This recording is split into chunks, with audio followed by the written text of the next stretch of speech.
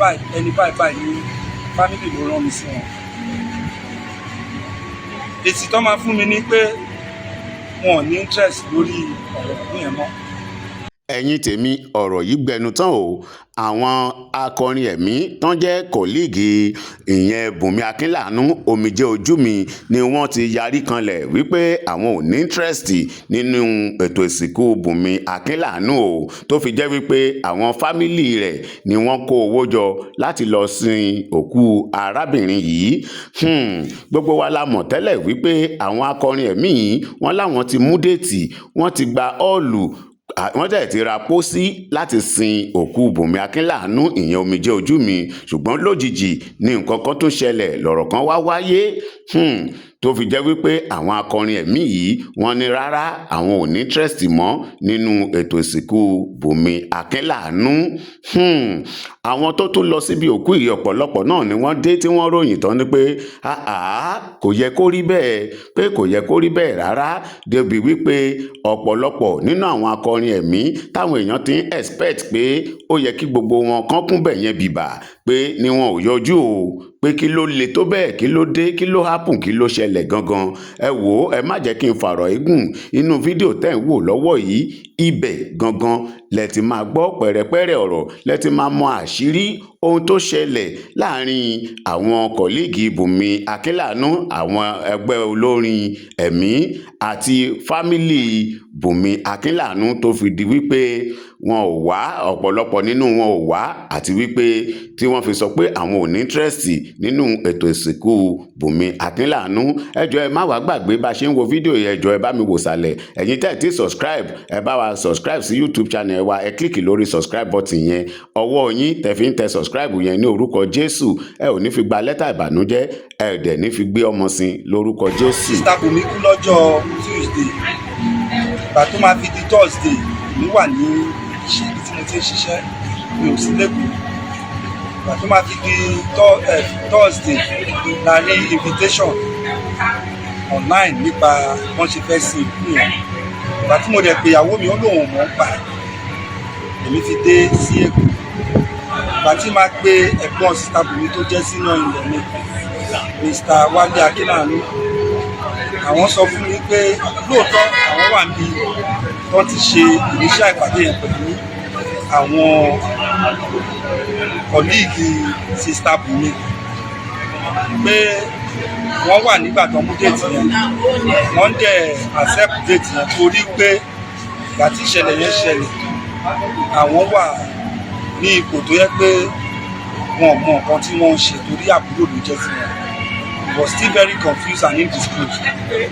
So wọ́n wá sọ fún wọn pé sínú ìlọ kò lè ṣe bẹ́ẹ̀, ẹ jẹ́ ká tan àwọn ẹbí bàbá lọ, ó náà ti tó sọ fún wọn ní kó ń wá síbi, wọ́n ní a gbọ́dọ̀ gbọ́ látọ̀dọ̀ wọn lọ àti fámìlì ìyá, àwa náà a dẹ̀ gbọ́dọ̀ ṣe meeting láàrin ara wa.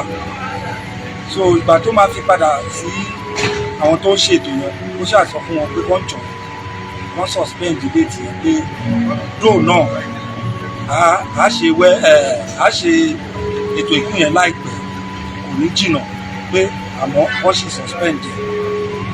Ìgbà tó sọ fún wọn ni àwọn arábìnrin bá bínú pé àwọn ti ra pósí, àwọn ti ṣe bẹ́ẹ̀, àwọn ti sanwó sí venue ibi tó ti fẹ́ ṣe ìyẹn bá ní ṣé wọ́n wá yá bẹ́ẹ̀ ni, pé ṣé wọ́n ti rò pé wọ́n máa lọ tẹ́lẹ̀ ni.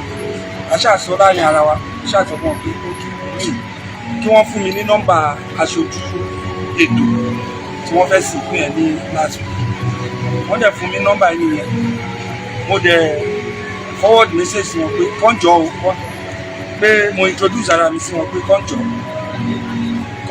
kọ́nà mi kan fún mi láàyè ní kí n bá wọn sọ̀rọ̀, pé mo jẹ́ gẹ́gẹ́ bí ẹni báyìí ní fámìlì ló rán mi sí wọn. Èsì tó máa fún mi ní pé wọn ò ní interest lórí ọ̀rọ̀ òkú yẹn mọ́. Mo tún wá ṣe voice note láti àpíìsì wọn pé kán jọ, pé kán ṣáà jẹ́ kí a sọ̀rọ̀. Wọn dá mi lóhùn fún several hours.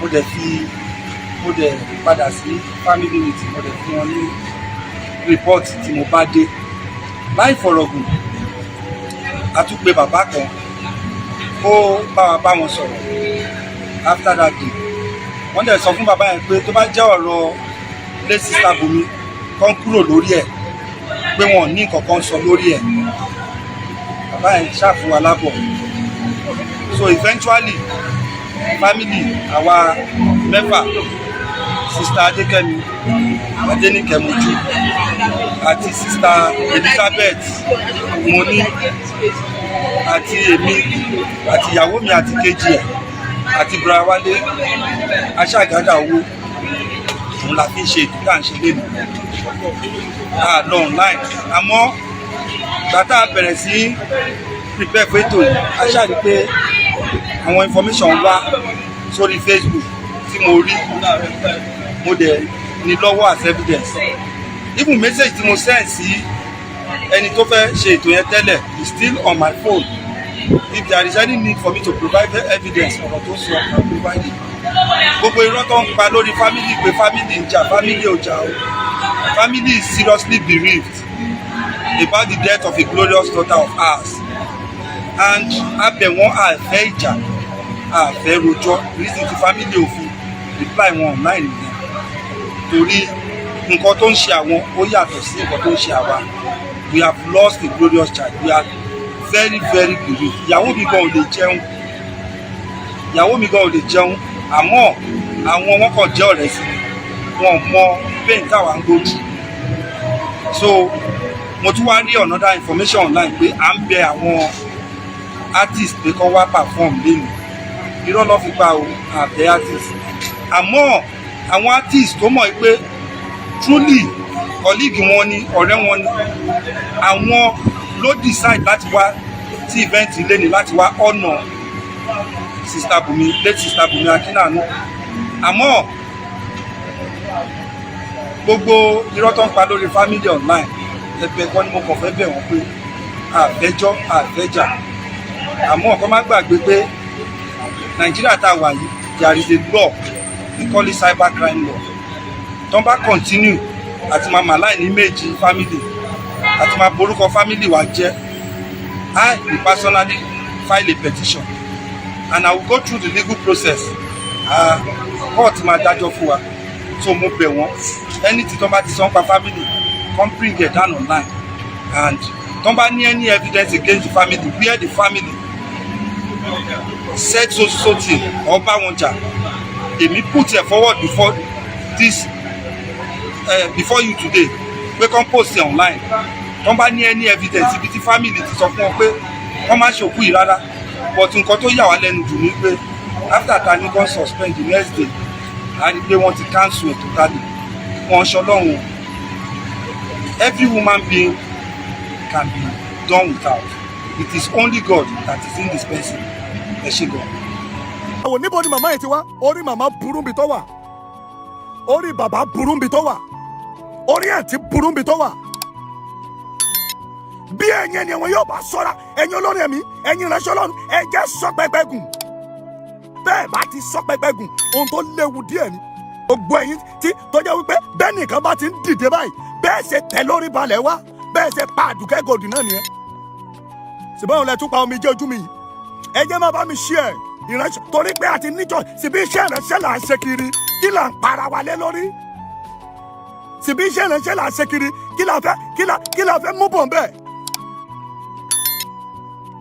ẹ ti tún pa Omije Ojumi àbí bẹ́ẹ̀ kọ́ ẹ ti tún pa Omije Ojumi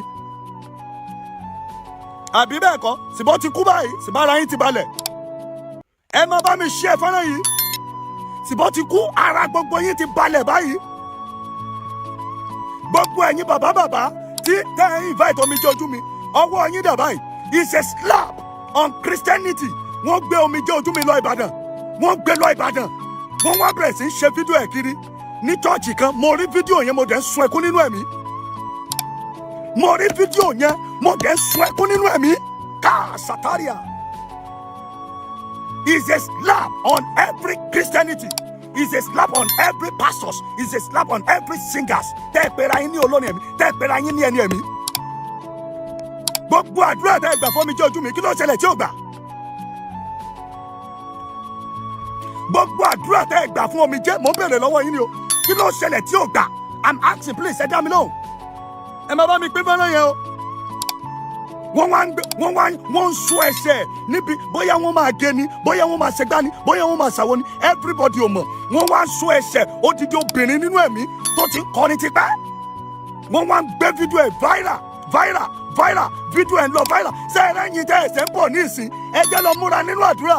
Orí gbogbo ẹ̀yin bàbá tẹ́ ẹ pera yín ní bàbá tó jẹ́ pé bàbá àgbàyà ni yín, tẹ́ ẹ pera yín ní màmá tó jẹ́ pé màmá àgbàyà ni yín, orí gbogbo yín burú bí tẹ́ wà. Èmi mo sọ bẹ́ẹ̀. I could remember that year. Mo fẹ́ kan church. Mo wá pín lẹ́tà. Mo pín lẹ́tà sí gbogbo àwọn church tó wà lágbègbè mi. Ẹ jọ̀ọ́ ẹ ràn mí lọ́wọ́. Ẹni tó bá lè ra páànù fún mi, ẹni tó bá lè ṣègbà fún mi, ẹni tó bá lè ṣàwo fún mi, ẹni tó bá lè ṣègbà fún mi, ẹ wọ bẹ́ẹ̀. Ẹni tó bá lè ṣe bí ìsún mi, ẹ jọ̀ọ́ ẹ ṣe fún mi. Títí di àárọ̀ yìí kò sẹ́ni tó dìde. Títí di àárọ̀ yìí kò sẹ́ni tó pè mí. Títí di àárọ̀ yìí kò sẹ́ni tó ràn mí lọ́wọ́. Kò sí ẹni tó ràn mí lọ́wọ́. Èmi ni mo ẹ̀ṣẹ̀ wá struggle nínú ẹ̀mí nínú ara. Mo ṣe bẹ̀rẹ̀ sí ń gbàdúrà. Àwọn ọmọ mi tí mo mọ̀ tí àdúrà wọn gbà wọ́n bẹ̀rẹ̀ sí support. Ìyẹn ní after 7 years later, after 9 years, 8 years later ni ìrànlọ́wọ́ ẹ̀ṣẹ̀ wá tó dìde. Wọ́n dẹ̀ ń wò mí. Àwọn ìránṣẹ́ Ọlọ́run yẹn dẹ̀ ń wò mí ràn. Àwọn tó ń pera wọn ní bàbá dẹ̀ ń wò mí ràn. Ṣùgbọ́n tó bá jẹ́ obìnrin sí, tó bá jẹ́ obìnrin tó lọ́mú, tó nídìí, tó pupa, tó bá ìrànlọ́wọ́ lọ́dọ̀ sọ́dọ̀ wọn, wọ́n mọ bí wọ́n ṣe máa ràn lọ́wọ́ nígbà tó ń mọ̀ pé wọ́n máa rí nǹkan gbà lọ́wọ́ ẹ̀. Iṣẹ́ tó Olúwa gbélé yín lọ́wọ́ nìyẹn. Ọ̀rọ̀ lórí àǹtí Omije Ojumi ni mo fẹ́ ká ṣiṣẹ́ lé lórí láàárọ̀ yìí. Tí mo bá dẹ̀ ti sọ̀rọ̀ yín jáde, ó máa bá àwọn ìránṣẹ́ Ọlọ́run wí, ó máa bá àwọn olórin ẹ̀mí wí, ó máa bá àwọn ọmọ Ọlọ́run wí. Lórúkọ Jésù, a ò ní jẹ̀bi Ọlọ́run níkẹyìn. Ṣé ẹ rí nínú iṣẹ́ tá a jọ ń ṣe yìí, mo sọ fún yín ṣáájú lẹ́ẹ̀kan, mo ní ọ̀tá wà ńbẹ̀. Èmi ti rí pásítọ̀ ẹgbẹ́ mi tó ń sọ fún mi wípé torí pé mo mú chọ́ọ̀chì wá sí ibi tí òun wà, ó ní láyé mi ò ní gorí pẹpẹ òun mọ́. Èmi ti rí pásítọ̀ ẹgbẹ́ mi bẹ́ẹ̀. Èmi ti rí pásítọ̀ ẹgbẹ́ mi tó ní pé mo ti wá gbé kùsẹ́ẹ̀dì kalẹ̀ ní àgbègbè tó ń wà, ó ní láyé ó lóun lè kí mi mọ́. Èmi ti rí pásítọ̀ ẹgbẹ́ mi ní ọjọ́ tí mo ní accident. Ṣé ń gbọ́rọ̀ mi sà? Tá a dẹ̀ pera wa ní ọmọ Ọlọ́run. Èmi ti rí pásítọ̀ ẹgbẹ́ mi lọ́jọ́ tí mo ní accident tó dẹ̀ drive kọjá, tó dẹ̀ drive lọ. Ó wá accident ń ṣẹlẹ̀ lọ́nà Ondo. Mo ń lọ sí church mi tó wà lóńdó ni. Ó dẹ̀ drive wá sí Àkúrẹ́. Ó dẹ̀ drive padà sóńdó. Ó dẹ̀ rí accident títí di àárọ̀ yìí kò pè mí. Títí di àárọ̀ yìí kò text message. Títí di àárọ̀ yìí kò bá mi sọ̀rọ̀. Ohun tó máa padà lọ máa sọ fún àwọn ènìyàn ni wípé ṣebí mi ni ohun tí ojú mi wá lójú mi rí. Ṣé ń gbọ́ báyẹn? Ìránṣẹ́ Ọlọ́run ni o. Ìránṣẹ́ Ọlọ́run ni o. Ó dẹ̀ pera rẹ̀ ní ọmọ Ọlọ́run o. Ṣé ẹ rí àwọn ẹ̀yin kan wà tó jẹ́ wípé tẹ́ ẹ jẹ́ ọ̀tá àyànmọ́ iṣẹ́ ìránṣẹ́? Ẹ̀yin kan wà tó jẹ́ wípé bí ẹnìkan bá ti mí ní ẹ̀gbẹ́ yín, ẹ fẹ́ kẹ́lòmíì mí mọ́. Ẹ̀yin kan wà tó jẹ́ wípé bí ẹnìkan bá ti dìde lẹ́gbẹ̀ẹ́ yín, inú á máa bí yín. Oh my God, ọ̀rọ̀ pọ̀ láàárọ̀ yìí tí mo fẹ́ sọ. Bí ẹnìkan bá ti jẹ́ èèyàn ní ẹ̀gbẹ́ yín, bí ẹ ṣe dá ẹ̀ dáhùn lẹ́ẹ̀ma wá, Ayéṣọ́lọ́ tún ìṣe káàbọ̀ sà. Ẹ bá mi share. Èmi ti rí ìránṣẹ́ Ọlọ́run tó jẹ́ wípé ó ń sọ wípé kò sí ọ̀nà tí ènìyàn lè gbégbà. Pé since tó bá ti jẹ́ territory mi ló wà, kò lè wọn ò gbọ́dọ̀ gbóhùn ẹ̀. I invite one man of God lọ́jọ́ kan. Bàbá ni wọ́n. Mo dẹ̀ forúkọ bò láṣìírí nílùú Ondo State yìí ni. Kò dẹ̀ sẹ́ni tí ò mọ̀. Ọjọ́ tí mo invite ẹ̀ wá sórí pẹpẹ mi. Ọjọ́ tí mo invite ẹ̀ wá sí church mi. Ọjọ́ náà ọjọ́ kejì a fẹ́ ṣe 3 days program. Ọjọ́ àkọ́kọ́ wọ́n kàn drive lọ ni o, ẹ máa gbọ́ o. Bàbá yẹn drive lọ ni o níbi tí church mi wà tẹ́lẹ̀. Níbi tí mo gbé church sí tẹ́lẹ̀. Bàbá yẹn kàn drive lọ ni o. Bọ́dẹ̀ ṣe ń drive lọ, ó wá rí bíbọ̀dù mi ní junction. Ó wá lóun fẹ́ drive wo, ó wá ní àwọn dẹ̀ wíṣọ. Nítorí pé òun mọ̀ mí pé kóńkàn mọ́ ọ̀dọ̀ mi. tó bá jẹ́ pé mo mọ̀ lọ́jọ́ yẹn mi ò ní wékọ̀mù bàbá yìí. Tó bá jẹ́ pé mo mọ̀ iye mi sí lọ́jọ́ yẹn mi ò ní sọ pé níbo lẹ ti ń bọ̀ sà. Níbi tó le dé bàbá yẹn dẹ̀ sọ̀kalẹ̀ nínú mọ́tò. Ó dẹ̀ bọ́ bàtà rẹ̀. Ó dẹ̀ fi ẹsẹ̀ kan ibi tí mo ti ń ṣe program. Má jẹ́ ń parọ́ fún ẹ àti gbà yẹn mi ò ní mẹ́mbà mọ́. Mẹ́mbà sá lọ. Má gbàgbé o, ìránṣẹ́ Ọlọ́run ni o. Iye mi wá sí Olúwa kí ló ń ṣẹlẹ̀? Olúwa ni mo ti invite Olúwa ni mo ti pe ẹni tí ò yẹ kí n pè wá sọ́dọ̀ mi. Olúwa kí ló ṣẹlẹ̀? Ṣàánú mi. Olúwa ní àfi tí mo bá kúrò níbi tí mo wà. Àfi tí mo bá kúrò ńbẹ̀ ni mo tó lè bọ́. Má jẹ́ n parọ́ fún ẹ. Ìgbà tí mo tó kúrò lórí ilẹ̀ yẹn ni Ọlọ́run tó dá ògo padà o. Olúwa ní gbogbo ìgbà tí n bá ti ń pe program bẹ́ẹ̀ yẹn, gbogbo ìgbà yẹn ni mi ò ní rí anybody. Olúwa ní bí mi ò bá kíyè sára, bí wọ́n kàn dáadé máa pariwo èmi àtayé àtọmọ ni o. Má gbàgbé o, ìránṣẹ́ Ọlọ́run ni o. Má gbàgbé o, ìránṣẹ́ Ọlọ́run ni o. Ṣé ẹ̀rẹ́yìn kan wà tẹ́ ẹ pé ra yín ní bàbá ìyà, tẹ́ ẹ pé ra yín ní olórin ẹ̀mí tó jẹ́ pé olórin rádaràda ni yín, tẹ́ ẹ pé ra yín ní ìránṣẹ́ Ọlọ́run, tẹ́ ẹ pé ra yín ní bàbá àwọn bàbá.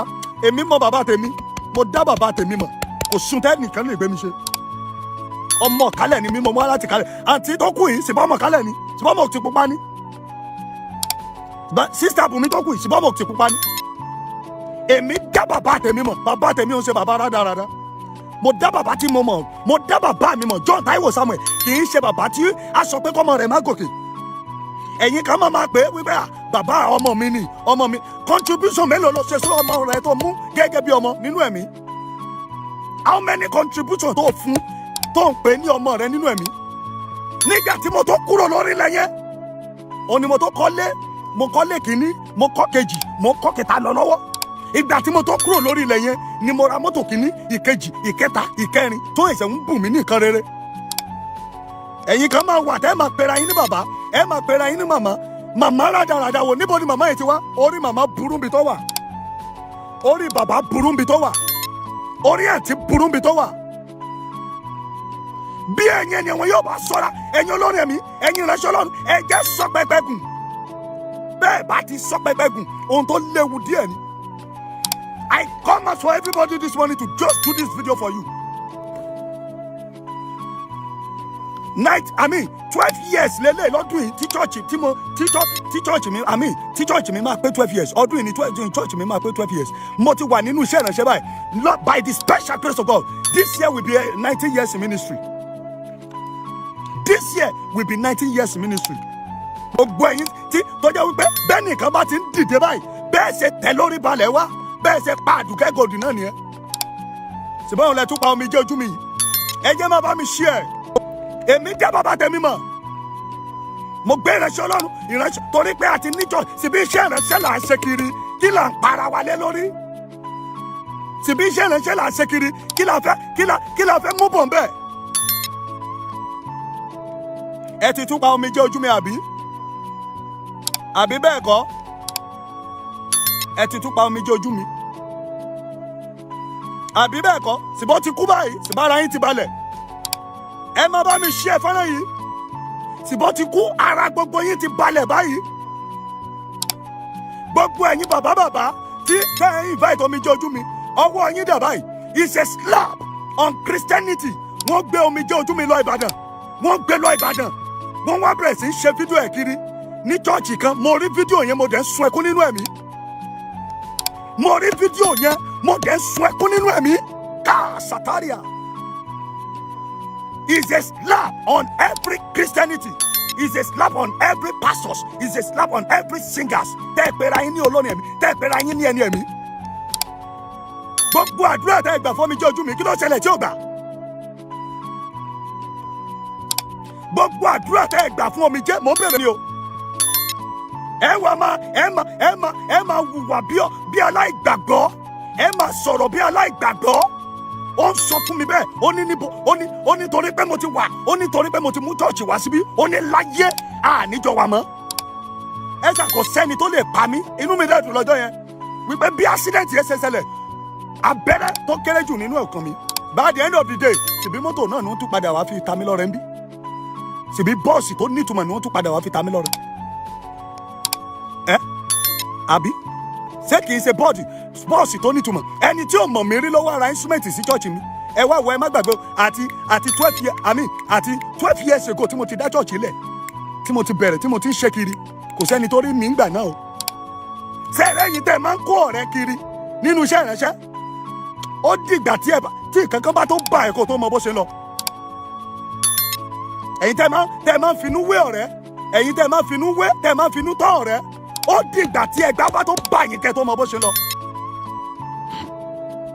Ẹ jẹ́ máa bá mi share, ẹ máa share, ẹ máa share, ẹ máa bá mi share ọ̀rọ̀ yẹn. Mr. Temitope, God bless you, sir. Mr. Temitope, manager, God bless you, sir. Ẹ já sọ pẹ́pẹ́ gùn. Ẹ já sọ pẹ́pẹ́ gùn. Wọ́n máa sọ fún ẹ wípé àkùkọ gàgàrà kò sẹ́ni, wọn ò fẹ́ kẹ́lòmíì kọ. Ẹni bá kọ lẹ́gbẹ̀ẹ́ wọn báyìí, wọ́n máa paná ẹ̀ mọ́lẹ̀ ni. Ẹni bá kọ lẹ́gbẹ̀ẹ́ wọn báyìí, bí wọ́n ṣe máa paná ẹ̀ ni wọ́n máa wá. Wòlíì ẹ káàbọ̀ sà. Bí ẹnìkan bá dìde tó bá ti ń lara ẹ̀ láyé, máa kọ́ ọ́ lẹ̀ o torí ọmọ rẹ máa rántí pé o bímọ o. Tó bá sọ wípé ní àfẹ́ ká gbúrú ẹ̀ mọ́, ìwọ náà kíyèsára o torí pé o bímọ o. Ó dọjọ́ àtúnṣe kẹ́lòmíì tó mọ̀, ó dọjọ́ tí òjò bá tó dá kẹ́lòmíì tó mọ̀ pé ọ̀brẹ́là ló ń rù, kó tó mọ̀ pé ẹrù ló ń rù. Ẹ wà máa bá bálabàlá kiri, ẹ máa ṣe kinní kiri, bàbá ẹlòmíì inú yín, ẹ̀yin obìnrin, àwọn ọkùnrin ti bá yín sùn tán, kẹ́ ẹ̀ tó gun orí pẹpẹ ni wọ́n bá yín sùn. Ìgbà wo ni ògo ò ní wọlẹ̀? Ìgbà wo ni ìràwọ̀ ò ní wọlẹ̀? Ìgbà wo ni ayé ò ní gẹ̀ẹ́tì yín? Ọ̀pọ̀lọpọ̀ olórin ẹ̀mí ni wọ́n ti bá sùn tán kó tó gorí pẹpẹ. Makondas Kataria, ọ̀pọ̀lọpọ̀ olórin ẹ̀mí ni wọ́n ti bá sùn tán lórí pẹpẹ. Ọ̀pọ̀lọpọ̀ ìránṣẹ́ Ọlọ́run, kódà gan àwọn prophetess gan ló tún ba ayé jẹ́ báyìí. Ẹ wo, ẹ jẹ pàṣẹ láti ayé ìdọ́run, ẹ ti mọ ẹni tì. Ọ̀pọ̀lọpọ̀ prophetess ni wọ́n ti bá sùn tán kó tó gorí pẹpẹ. Ẹ̀yin náà torí pé ẹ fẹ́ ní connection, torí pé ẹ fẹ́ kí èrò, ẹ fẹ́ máa trend, ẹ fẹ́ kí èrò máa rí yín, ẹ fẹ́ kó máa rí yín mọ́ bàbá yẹn, ẹ fẹ́ kó máa rí yín mọ́ ìyá yẹn, ẹ fẹ́ kó máa rí yín mọ́. Ẹ jẹ́ máa bá mi share, ẹ máa bá mi share fẹ́, bẹ́ẹ̀ bá share fọ́nà yìí máa bá yín jà o. Wòlíì, you are welcome, sir. Wòlíì ńlá rè. Olúwa ṣeun, bàbá, you are welcome, sir. Sister Idowu, you are welcome, sir. Ẹ máa sọ pé torí pé ẹ fẹ́ trend, ẹ fẹ́ kó mọ̀ yín, ẹ fẹ́ kó ṣe gbá, wọ́n dẹ̀ máa bá yín sùn, wọ́n dẹ̀ gba ìràwọ̀ lọ. Ẹlòmíì nípa ẹ̀bùn, ẹlòmíì wọ́n ní ìwò tó bá ti ra mọ́tò fún báyìí, ẹ má wọrí, ó ń bọ̀. Àmọ́ láìkì àǹtí ẹ̀ mo ra mọ́tò fún, mo láìkì bàbá yẹn mo ra mọ́tò fún, wọ́n padà kádàrá rẹ̀ díẹ̀díẹ̀ tó mọ̀. Ohun tó fẹ́ jẹ́ láyé ni wọ́n ti gbà lọ́wọ́ rẹ̀ tó mọ̀. Adéjọkẹ́, you are welcome, my daughter. Evangelist Sọlá sáré, you are welcome, sir. Ìràwọ̀ lọ díẹ̀ tó mọ̀. Tìbí àǹtí Omije sà ti kú báyìí, ara gbogbo yín sà ti balẹ̀ àbí kò balẹ̀? Àbára yín ò balẹ̀ báyìí. Ẹ máa bá mi share fọ́nà yìí, ọ̀tẹ́ ẹ̀ bá ti gbogbo ẹ̀yin tẹ́ ń wo fídíò, ẹ máa share, ẹ jẹ́ kó dé ọ̀dọ́wọ́. Àwọn òbàyéjẹ́ gbogbo yìí. Àwọn òbàyéjẹ́ gbogbo yìí. Kí ló ṣẹlẹ̀? Kí ni bàbá oníbàbá ṣe fún yín? Mọ́mí jí o. Ta ló wà ní church mbẹ́? Ẹ pè mọ́mí jí o fún mi.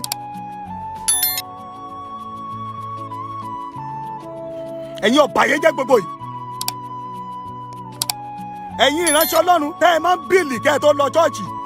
Iṣẹ́ t'Olúwa gbélé yín lọ́wọ́ lẹ̀ ń ṣe àbí? Ẹ̀yin olórí ẹ̀mí tẹ́ ẹ máa ń bíìlì kẹ́ ẹ tó wọnú church.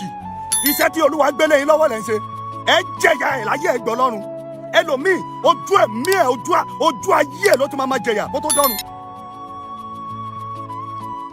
Ibi tẹ́ ẹ bá sọ ayé dà, ibi tí ayé bá bá yín dé ẹ jẹ́ kí n mọ̀. Tẹ́ pera yín lólórin ẹ̀mí, tẹ́ pera yín ní ìránṣẹ́ Ọlọ́run tó jẹ́ pé ẹ̀yin lẹ̀ ń dayé rú, ẹ̀yin lẹ̀ ń bayé jẹ́, ẹ̀yin ni ọ̀bàyé jẹ́. Ẹlòmíì bí kò bá tí ì tọ́ nǹkan kan lákó tó wọnú church, ara ẹ̀ ò balẹ̀. Ẹlòmíì àṣẹ ló lò, ẹlòmíì àyájọ́ ló lò, ẹlòmíì ti gbàgbára nínú òkùnkùn, ó di ọjọ́ àti sùkẹ́ tó mọ bó ṣe lọ. má ṣe o ẹ má bá mi share fọ́nrán yìí ẹ share fún gbogbo wọn kí ó dọ́dọ̀ wọn ẹ ti pa Omije ara yín ti balẹ̀ ẹ wo inú gbólẹ̀ mi ń gbé o àdírẹ́sì mi dẹ̀ wà lórí platform mi tí mo bá parí fídíò yìí kó wá gbé mi tàbí tí mo bá parí fídíò yìí kó wá pa mí tàbí kó wá gbé àwọn ọmọ mi àbí kó wá gbáya mi má wọrí o free tó bá Ọlọ́run má jẹ̀mú gbọ́ tó bá ti rí iṣẹ́ Ọlọ́run fún ẹ ṣe ni.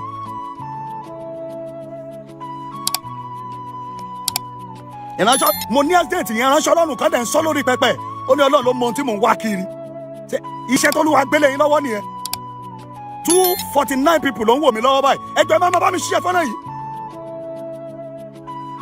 ṣé iṣẹ́ tó lúwa gbélé wọn lọ́wọ́ nìyẹn ìránṣẹ́ Ọlọ́run ẹgbẹ́ mi dẹ̀ ń sọ fún mi pé kí ni mò ń wá kiri ìránṣẹ́ Ọlọ́run ẹgbẹ́ mi dẹ̀ ń sọ fún mi pé ṣèbí mo mú chọ́ọ̀chì wá báwọn ni ó dẹ̀ sọ fáwọn èèyàn lórí pé mo ní accident mi ò dẹ̀ robi sí ẹ mi ò rò bànújẹ́ sí ẹ. Pastor Olúṣèyí, you are welcome sir.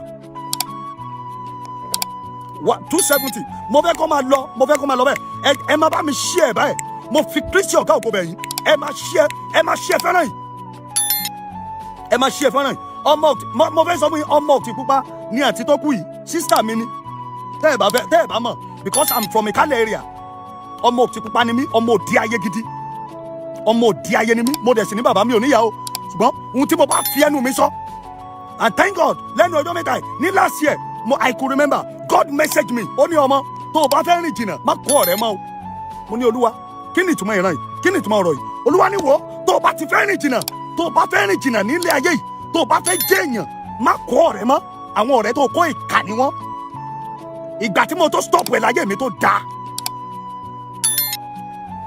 ìgbà tí mo tó stop ẹ̀ ní ayé mi tó nítumọ̀ ìgbà tí mo tó stop ẹ̀ ní bàbá náà dẹ̀ máa bá mi sọ̀rọ̀ ọmọ ohun tí mò ń ṣe kọ́ ló ń ṣe yìí o alóò fọ̀rọ̀ ẹ lẹ̀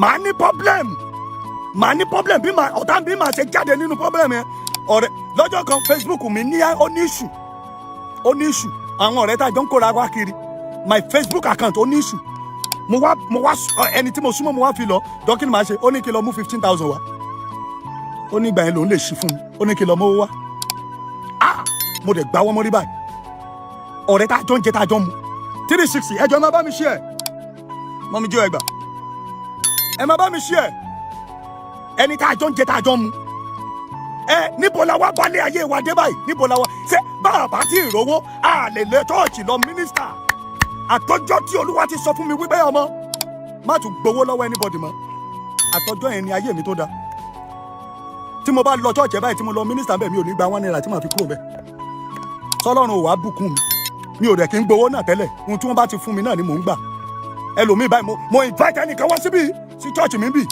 ọjọ́ tí mo invite ẹ wá ó bá mi ṣe program tán mo dẹ̀ fún ní envelope ó délé ó ń sọ fún mi pé kí ni mo fún òun yẹn oníṣòwò ni mo fún òun yẹn níbo la wá bá gbàgbọ́ dé báyìí níbo la wá bá ìgbàgbọ́ lọ báyìí mo mi jí òfin bá báńkì ti kú o níbo la wá bá ìgbàgbọ́ lọ báyìí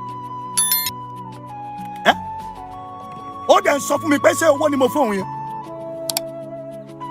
mo dẹ̀ bẹ̀ mo ní má bínú mi ò mọ̀ pé kò rí bẹ́ẹ̀ mi ò mọ̀ pé bó ṣe máa rí nìyẹn má bínú ẹ sáà mo yẹ àwọn èèyàn tó wá church ẹ dẹ̀ mọ̀ pé mò ń gbìyànjú inú igbó dẹ̀ mò ń gbé inú igbó ni church mi wà ó ní ìyẹn ò kan ẹjọ́ mò ń béèrè ni o ṣé bí a ṣe fẹ́ máa ṣe ìgbàgbọ́ náà lélẹ́yìí ilé ayé tó jẹ́ pé ilé ayé òfò yìí ilé ayé tó jẹ́ pé kò sí nǹkan kan bẹ́ẹ̀ yìí ṣèbá àǹtí Omije sáà ti kú báyìí ara gbogbo yín sáà ti ń balẹ̀ báyìí àbí kò balẹ̀ Yẹmí Adéọlá àbí Ayẹmí àǹtí Yẹmí Adéọlá bí Ayẹmí Adéọlá náà ni bí wọ́n ṣe pa náà nìyẹn lákùrẹ́ ń bì wọ́n ṣe pàdánù nìyẹn bí ènìyàn bá ti ń ga báyìí bí wọn ò ṣe fẹ́ ẹ sà nígbà tí ènìyàn bá ti ń ga bí wọn ò ṣe fẹ́ kó dìde ni wọ́n máa target kí ló ṣẹlẹ̀ power bank ti kú náà oh God bí ènìyàn bá ti ń ga báyìí bí wọ́n ṣe máa silent ògo ẹ̀ ní wọ́n máa wáyé ní wọ́n máa wá títí tí àǹtí yẹn fi kú àǹtí Adéọlá àmì Yẹmí Adéọlá bó ṣe kú wọ́n ṣe pàdánù náà nìyẹn ṣèbára wọn balẹ̀ ìyẹn ò dẹ̀ ní kó stop ibi wọn ìyẹn ò dẹ̀ ní kó stop ìbànújẹ́ wọn tó ń ṣe ìyẹn ò dẹ̀ ní kó stop rádaràdà tó ń bára wọn kiri ìránṣẹ́ Ọlọ́run lórí pẹpẹ ó dẹ̀ gbọ́mọ yẹn fún mi náà lórí pẹpẹ ìránṣẹ́ Ọlọ́run lórí pẹpẹ ó káàbàdí àsàdà. Ẹ ṣé jàre bàbá mi ṣe ń gbọ́ báyẹn bàbá ní òun invite ìránṣẹ́ Ọlọ́run kan lọ́jọ́ kan ó ń demand fún 200,000 fún kíni iṣẹ́ Olúwa àchàchàchà o ẹlòmíà jẹgbà láyé ẹgbẹ́ má bá mi pín fọ́nrán yìí ẹ pín ibi tí fóònù mi bá kú dé náà no problem ẹ má bá mi pín fọ́nrán yẹn ẹ lọ fún mi kí mọ́tò tó bá fẹ́ le jù má lọ nu mọ́tò kí là ń bá kiri ṣé ìgbàgbọ́ tí Olúwa sọ fún wa nìyẹn ìgbàgbọ́ tí Olúwa sọ fún wa nìyẹn pásítọ̀ ò nífẹ̀ẹ́ pásítọ̀ mọ́ torí pé ó ti ń dìde olórin ò nífẹ̀ẹ́ olórin mọ́ nítorí pé ó ti ń ga bàbá ò nífẹ̀ẹ́ ọmọ rẹ̀ mọ́ nítorí pé ó ti ń jẹ́ èèyàn mọ́ òun lọ́wọ́ ohun tí Olúwa gbélé wa lọ́wọ́ là ń ṣe ṣé ohun tí adániwáyé gbélé wa lọ́wọ́ là ń ṣe sóun là ń bá kiri ẹlòmíà jẹ̀yà láyé yìí ó máa jẹ̀yà lọ́run èmi mo sọ fún bẹ́ẹ̀ èmi mo lólu ọmọ Samuel ló sọ bẹ́ẹ̀ ẹlòmíà sun ẹkún ní ayé yìí wọ́n á máa gbọ́ ní ọ̀run ṣé gbogbo bá a ṣe fẹ́ máa bá lọ náà lélẹ́yìn in Christianity life in Christendom life is a slap on us ẹjọ́ gbogbo àdúrà tí a gbà fún àǹtí Omije Ojumi kí ló ṣẹlẹ̀ tí ò gbà gbogbo contribution tí wọ́n ṣe fún kí ló ṣẹlẹ̀ tó dójú tì í Olúwa ti sọ fún mi ní ìbẹ̀rẹ̀ ọdún yìí ní on the 1 ó ní ẹlòmíì bó bá gbẹ́júlé ògùn lọ́dún yìí ọdún yìí lògùn yẹn máa dójú tì í tẹ́lòmíì bá gbójúlé nǹkan kan míì tó ń sìn tó yàtọ̀ sí Ọlọ́run ọdún yìí nìkan yẹn máa dójú tì í.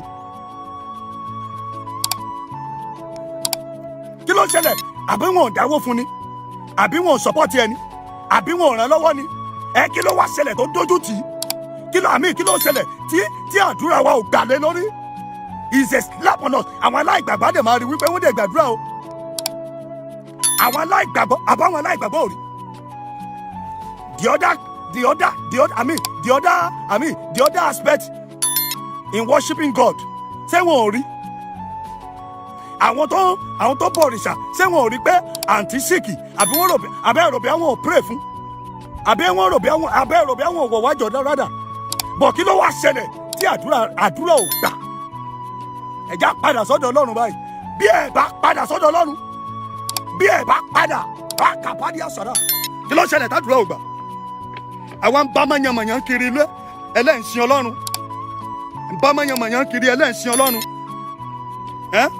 ẹlòmíì ẹ̀gbọ́n rẹ̀ ló kú tí wọ́n fòun rọ́pò ìjọ pé kóun máa darí ìjọ ẹ lọ gbé chíà yẹn kúrò mẹ́ẹ̀ fún mi ẹlòmíì ẹ̀gbọ́n ẹ̀ ló kú tí wọ́n fòun rọ́pò pé kó máa control church yẹn lọ torí pé ẹ̀gbọ́n rẹ̀ ti wá kú wọ́n ti fòun ṣe Ọlọ́run ló pè dé level yẹn mo ń béèrè lọ́wọ́ yín ni o sọ Ọlọ́run ló pè dé level yẹn I'm asking please ẹ dá mi lóhùn sọ Ọlọ́run ló pè débẹ̀ ẹ̀gbọ́n rẹ̀ ló kú o má gbàgbé o ẹlòmíì bàbá ẹ̀ ló kú ẹni tí ò mọ̀ nípa iṣẹ́ ìránṣẹ́ wọ́n dẹ̀ pé wọ́n ní kó wá máa control ṣé Ọlọ́run ló pè dé level yẹn I'm asking ẹ dá mi lóhùn o mo fẹ́ charge fún mi ló jẹ́ wọnú mọ́tò o I can remember mi ò dẹ̀ lè parọ́ tí mo bá parọ́ kọ́ lọ́n jẹ mí yà I work with 10 years mo fi ṣe 10 years ni mo fi rìn láì gba $1 lọ́wọ́ anybody ohun tó bá ti fún mi ni mo rìn 10 years mo fi ń minister kiri 10 years complete 10 years 10 years mo fi ń minister kiri kó tó di wípé mi ò dẹ̀ kí ń gba $1 lọ́wọ́ anybody mi ò kí ń gba $1 lọ́wọ́ anybody 10 years mo fi rìnrìn àjò láì kí ń gbowó lọ́wọ́ anybody ohun tó bá ti fún mi náà ni mò ń gbà mi ò ń demand mi ò sọ wípé nǹkan báyìí ní kẹ́ fún mi mi ò dẹ̀ kí ń béèrè Ọlọ́run dẹ̀ ń san fún mi àbọ́lọ́run ò san àbọ́lọ́run ò san fún mi sọlọ́run ò san fún mi ni kí la wá ń bá kiri lórílẹ̀‐èdè kí la ń bá kiri láyé ta ló ń disturb life mi yìí hello ọmọ mo wà ní program máa bá ẹ sọ̀rọ̀ later so gbọ́ ok o ti lọ ẹ̀kọ́ àbí kò sọ àlà kí la ń bá kiri àpèrà wa lólórí ẹ̀mí àpèrà wa ní ìránṣẹ́ Ọlọ́run àpèrà wa ní kíní kan àpèrà wa ní ìgbà kan àpèrà wa lápò kò sórúkọ tẹ́lẹ̀ omi ò fúnra ẹ̀ tán ṣé kò dojú tì báyìí? Sórúkọ ò ní dojú tì yàn? Ṣé táìtù ẹ̀ ò ní dojú tì ẹ̀? Mo ń bèrè lọ́wọ́ yín ni o. Ṣé bí Ọlọ́run Ayọ̀ Babalọ́lá ṣe ṣe nìyẹn? Ṣé bí Ọlọ́run Mósè Orímọlá àmì ṣé bí Mósè Orímọládé ṣe ṣe nìyẹn? Ṣé bí bàbá wa Ọ̀ṣọ́fà ṣe ṣe nìyẹn? Ṣé bí wọ́n ṣe ṣe nìyẹn? Ẹni tó bá yẹ kí àwọn bàbá ràn lọ́wọ́ kọ́ ló máa ràn lọ́wọ́ nígbà tó jẹ́ wípé wọ́n sorry excuse me nígbà tó jẹ́ wípé most of àwọn obìnrin yẹn náà ni wọ́n ń bá sùn. Ìgbà òní ò ní ra mọ́tò fún, ìgbà òní ò ní kọ́lé fún. Tó bá rí ẹlòmíì tí chọ́ọ̀chì ẹ̀ tó ń joro tàbí tí chọ́ọ̀chì ẹ̀ tí ò tí lálàá. I could remember 1 year. Mo fẹ́ kọ́ church. Mi ò ní 1 naira torí mi ò léèyàn. Mi ò jéèyàn rí. Ilé wa wọn ò kì í dìde ńbẹ̀. Ṣùgbọ́n mo tiraka pé láyé mo gbọ́dọ̀ jẹ́ èèyàn. Mo tiraka pé láyé mo gbọ́dọ̀ lálùyọ. Mo tiraka láyé mọ́mí jí o. Mo tiraka láyé pé mo gbọ́dọ̀ make it láyé. My wife is here. Ẹ bá ní mo ń parọ́.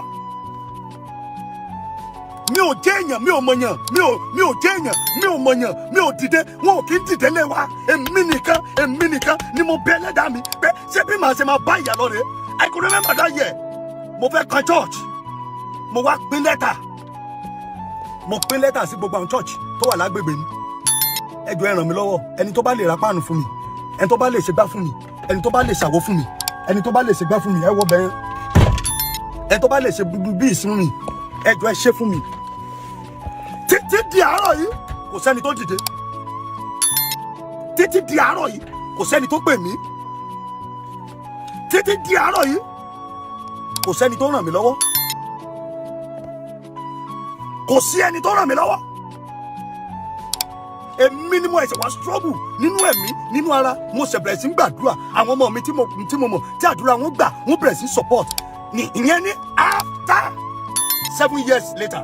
After 9 years, 8 years later, ni ìrànlọ́wọ́ ẹ̀ṣẹ̀ wa tó dìde. Wọ́n dẹ̀ ń wò mí. Àwọn ìránṣẹ́ Ọlọ́run yẹn dẹ̀ ń wò mí ràn. Àwọn tí wọ́n ń pera wọn ní bàbá dẹ̀ ń wò mí ràn. Ṣùgbọ́n tó bá jẹ́ obìnrin sí, tó bá jẹ́ obìnrin tó lọ́mú, tó nídìí, tó pupa, tó bá ìrànlọ́wọ́ lọ sọ́dọ̀ wọn, wọ́n mọ bí wọ́n ṣe máa ràn lọ́wọ́ nígbà tó mọ̀ pé wọ́n máa rí.